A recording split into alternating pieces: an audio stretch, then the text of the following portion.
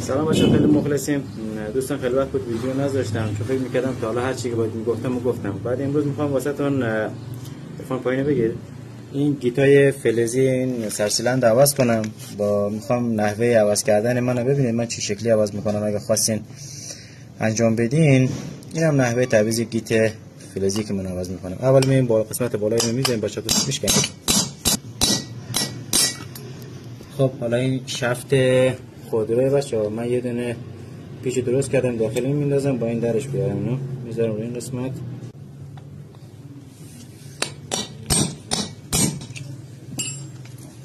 خب اینم در اومد. خب بچه‌ها من از گیتای محور تراش استفاده میکنم. مارک خوبیه. دورینگاشو میذارین. قبلی که بخواید گیتو جا بدین حتما یه دونه سوپاپ بذارین تا اینو دقیقاً بزنید تو این قسمت. چون خب حالا اینو در میاریم.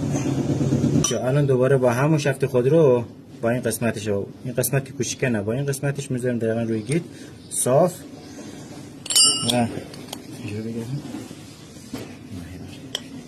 آروم آروم ضربه میزنیم.